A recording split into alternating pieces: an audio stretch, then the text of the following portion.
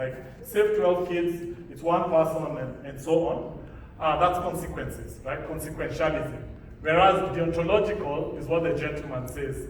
Like you're actually committing an immoral act if you swap. You've actually decided I'm gonna kill someone. Whereas if you're there trying to just pump the brakes, pump, you know, it's not a deliberate act of murder. You're pumping and you're hitting the hooter, but the kids are having fun and they can't hear you. Yeah, so most of the arguments that I've had, the one argument that shocked me at my last session was someone saying like, you know, life is so hard, I'm actually saving the kids from climate change and all the problems that we have in this world. Yeah.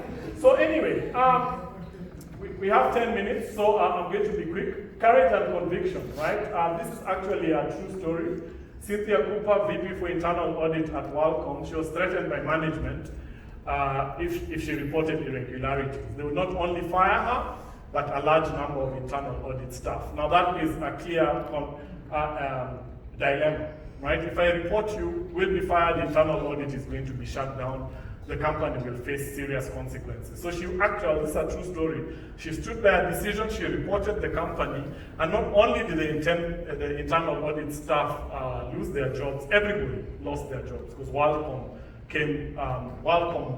basically shut down, and senior management went to jail. So it takes a lot of courage to do some of these things. That's, of course, a really extreme example.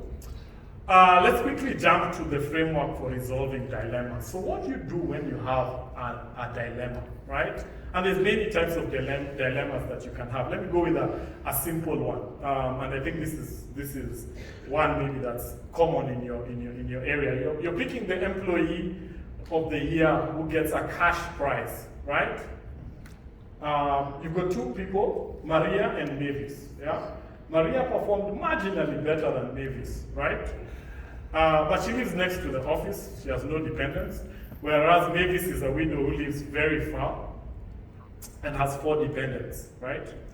So from the ethical rule book says whoever does best gets the prize, right? So you're voting, right? You probably, if you just stick to ethics, put your emotions and your thoughts about it, you might just stick, you know, Maria. You know, Maria performed marginally better. Whereas with maybe from a moral point of view, you might think, you know, but look at the circumstances. I mean, Mavis has done so well. And look at all the things that she's going through. I mean, she lost her husband, she lives far, she's got 4 kids, she needs the money more, right? So maybe from a moral point of view, you're like, man, you know, Maria will be fine, but this 50,000 rand cash prize that we're giving to Employee of the Year may be better suited for me. So, I mean, I usually subject this to a poll, but unfortunately we don't have the time. So let's look at what do you do when you have an ethical dilemma, right? These are the 6 steps that you should take, right? Number 1, gather information. Get as much information as possible. Don't just knee-jerk, right? And say, okay, this is the way I feel, right?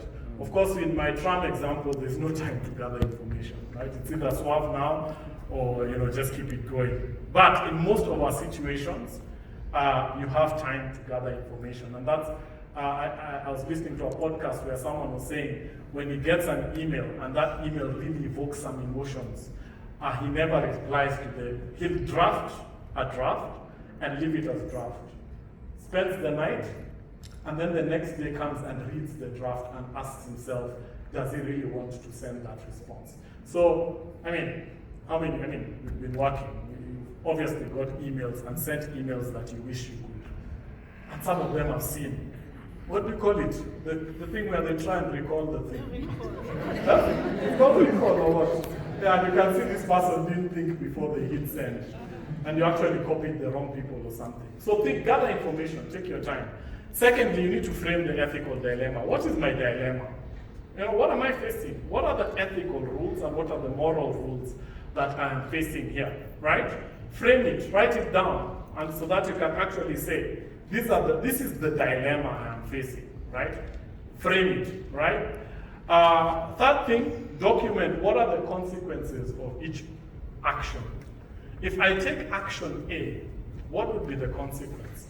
If I take action B, what will be the consequence? Then we all have a different version of who we are. As the gentleman at the back said, morality, right? We have different moral codes, right? Who really are you? Like, I mean, if you're a person who's really, as you say, like in the Maria and Mavis example, you're a person who believes in excellence regardless of circumstances, that's what you live by, then that's who you are. Or if you're a person who's just like, look, I'm for social balance and, you know, trying to make, I'm a socialist, let's put it that way, right? Then that's you. So stick to who you are. Then eventually you'll choose whichever decision path you're going to take between the two, and then you need to confirm your decision. And confirming your decision can take many forms. There's one thing that's called, there's a couple of things, sleep test, right? Like, are you going to sleep well at night after you make this decision?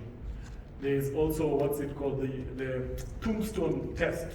Like, if you make this decision and the decision is put on your tombstone and people walk and read, here lies so and so. On this date he decided this. Will they think, oh my gosh, what type of character was this? What type of person was this, right?